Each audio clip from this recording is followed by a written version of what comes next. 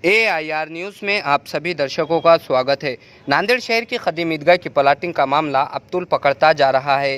AIMIM के शहर सदर मोहम्मद साबिर चौश ने आज प्रेस कॉन्फ्रेंस के दौरान तमाम सवालात का खुलासा किया है, जिसमें उन्होंने साफ कह दिया कि एक रोज़ हमें मरना है और प्लाट खरीदने वाला फंसने वाला है। हम खामोशी से नहीं बैठेंगे, हम मरते दम तक ये लड़ाई जारी रखेंगे। अगर तुम्हें कमाना है तो पूरी दुनिया पड़ी हुई है। अगर जो भी ये प्लाट खरीदेगा वो अपनी आखिरत खुद ख़राब करेगा। साबिर चौश ने कहा कि शहर के तमाम मकातिब फ़िक्र के उलमा इकराम को बुलाकर इस मसले पर बहुत जल्द फैसला लेंगे और महानगर पालिका इस ज़मीन को अगर नहीं खरीदती है तो हम नांदेड़ शहर के तमाम लोगों से चंदा करके इस ज़मीन को खरीदेंगे।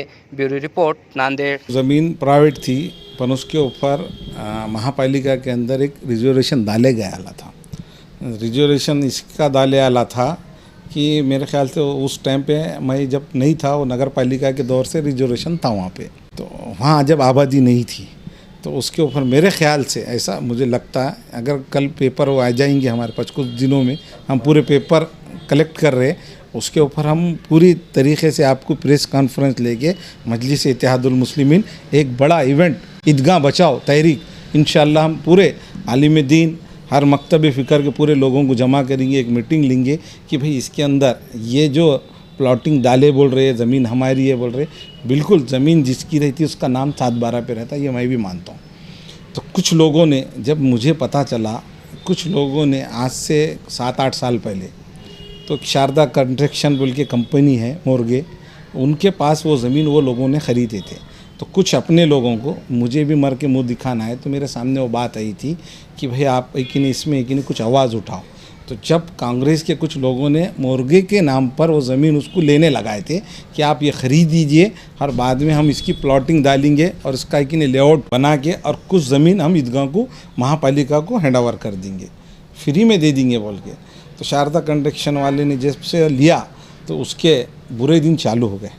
मुझे अच्छी तरीके से मालूम है वो बेचारे को, बाद में उन्होंने बोला भाई ये मेरे को फंसाओ मत, मैं ये इसमें नहीं रहता हूँ, ये धार्मिक जगह है, जब से मेरी तबीयत वो बराबर नहीं रह रही, वो उसने ही कि नहीं ज़मीन उनको पैसे मेरे को बाद में दे दो, जितने में लिया था उतने में उनको वापस दे देने लगा। तो इन्होंने कुछ अपने लोगों को वहाँ खड़े रहकर उसके रजिस्ट्रियाँ करा के ले लिए। चलो भाई, हम बोले ठीक है, आने वाले दिनों में जो ख़रीदा था वो भाव में इन्होंने ईदगाह को हैंड ओवर कर देंगे। हम सोचे ईमान वाले हैं, आज नहीं तो कल इनका ज़मीर जागेगा और अल्लाह ताला इनको हिदायत से नवाजेगा। भाई एक दिन मर के सबको मुंह दिखाने का है, उसके ऊपर सियासत करना हमारा मकसद नहीं है। पर लोगों को हमने देखे कि दो रमज़ान की ईद नहीं होने के बाद जब तीसरी नमाज की ईद हुई तो पूरे गलियों में और पूरे कि नहीं जो DP हटाया गया है वो DP के पास मैंने खुद वहाँ पर नमाज़ पढ़ा तो देखा मैंने, यार बाप, मैं बोला इतनी जगह रहते हुए भी खुली, अब यहाँ पे पढ़ने की नौबत आ रही। तो आने वाले दिनों में संख्या बढ़ने वाली है और ईदगाह है कि नहीं ये रहने वाली है। अब जिस तरीके से हमारे को यहाँ पे के जो MLC है अमरनाथ राजूरकर ने कि भाई महापालिका से हम भू संपादन करेंगे, ये ज़मीन लेंगे, इसका एक नहीं TDR बना के देंगे, आजू बाजू के घर खाली करेंगे। आप अगर से वो नहीं भी करे तो जो खुली ज़मीन है उसके ऊपर ही काम कर दिए तो ये ऐसा लगेगा कि भाई कुछ कहीं ना कहीं ये हमको महापालिका की तरफ से ये जो है वहाँ पे ईदगाह को ज़मीन मिल जाएगी। ईदगाह को ज़मीन मिल जाएंगी तो अब जब ईदगाह बड़ी हो जाएंगी तो उसका रास्ता 20 फीट का रहना चाहिए क्या, आप बताइए? कम से कम रास्ता तो 50 फीट का होना, 60 फीट का होना चाहिए। तो अब जो है जो प्लाटिंग है, कोई लेना नहीं, कोई बोलना नहीं, तो इसका मतलब ये है कि भाई वो PR कार्ड उस जगह का, वो 1.25 एकड़ में लेआउट कैसा मंजूर हुआ वो भी पूछेंगे पेपर आने के बाद में। हम बराबर प्लाटिंग करते, बिल्कुल भाई तुम्हारी प्रॉपर्टी है, तुम बेच सकते, जो लेने वाला है उन्हें फंसने वाला है, हम खामोश नहीं बैठने वाले, मरते दम तक मैं लड़ने वाला हूँ, छोड़ने वाला नहीं हूँ। और उनको भी कोई भी क्यों नहीं रहते लेने वाले, उन्होंने ये सोच के लेना कि अपनी आखिरत अपन ख़राब कर ले रहे। भाई कोई चीज़ है, कोई अपने को ख़रीदने की ज़रूरत ही नहीं है, दूसरी जगह नहीं मिलने वाली है क्या? कमाने को तो पूरी दुनिया पड़े वाली है ना, वहीं पैसे कमा के क्या करने का। तो उनको भी बोलेंगे कि हम पूरे आलिम दीन, आलिम मुफ्ती, तमाम लोगों को एक जगह लाकर पूरे नांदेड़ के ज़िम्मेदारों को बिठाएंगे, एक मीटिंग लेंगे और पूरी मीडिया रहेंगी इंशाअल्लाह ताला। वो पूरा अरेंज हुआ तो मैं मेरे खर्चे से पूरों का जिम्मेदारी से बुलाऊंगा और आपको एक ही नहीं, जिस तरीके से अवाम में क्या है कि भाई मजलिस इत्तेहादुल मुस्लिमीन से मुद्दा उठाएंगी तो भाई मेरा अलावा मजलिस के अलावा भी तमाम लोगों के साथ में मैं खड़े रहने के लिए तैयार है। और बहुत सारे लोग मीडिया के ऊपर सुनने के बाद में सब जमा हो सकते। अगर आज कोई चीज़ का हमने चालू कर देंगे तो इंशाअल्लाह ताला ईमान वाले 200, 500, 100 रुपये, 2000, 5000 रुपये भी डाल दिए तो जिस तरीके से उन्होंने बोला ना हमारी ख़ुद की ज़मीन है, बिल्कुल हम उसका मुआवजा दे देने लगेंगे अगर से महापालिका नहीं लेती होंगी तो।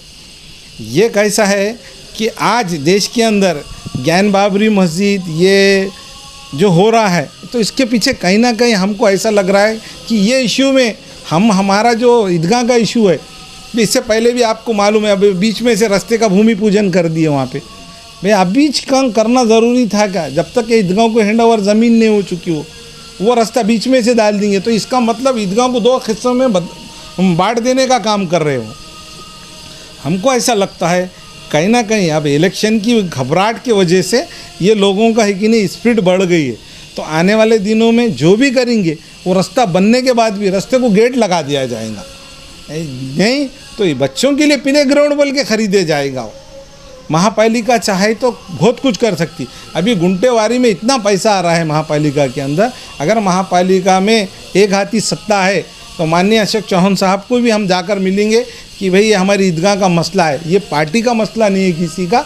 हम जाकर उनको भी निवेदन देंगे कि भाई हमारी मस्जिद, हमारी जो ईदगाह की ज़मीन का है, आप हमको ये ज़मीन वापस या तो आप ख़रीद लीजिए महापालिका के थ्रू या प्ले ग्राउंड बोल के खरीदिए या अपने ईदगाह के लिए ख़रीदिए। बच्चों को खेलने के लिए एक बहुत बड़ा ग्राउंड तोसी हो जाता है। और जो रास्ता है अभी जो रास्ते की प्लॉटिंग निकाल ले लिए, अवाम से हमारी ये गुजारिश है कि भाई अभी वो ख़रीदने की कोशिश मत करो और इससे अच्छी ज़मीन आपको कहीं भी मिल जाएंगी।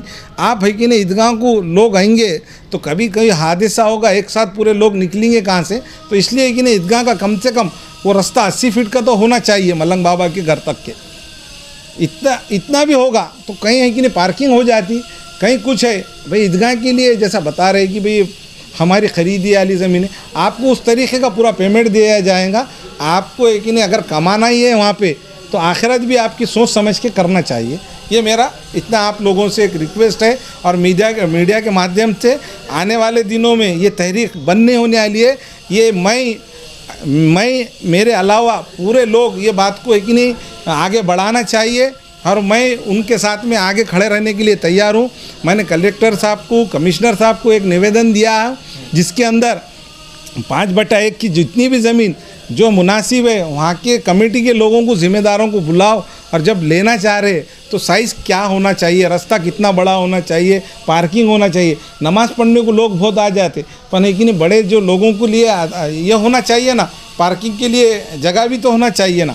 भाई चलो ठीक है पार्किंग नहीं आएंगे, पैदल आ जाएंगे लोग, पर भाई कुछ लोग जो शहर के ज़िम्मेदार रहते वहाँ ईदगाह पे आके आपको एक नहीं मुबारकबाद देते तो अब उनको कहाँ खड़ो करने वाले हैं नो, उनको क्या देख लो ना कि चौरस्ते पे खड़ो करने वाले हैं क्या, ये बताइए हमको। तो जहाँ की मुबारकबाद है वहीं देना चाहिए। इस तरीके से आने वाले दिनों में आपका भी हमको सहकार चाहिए।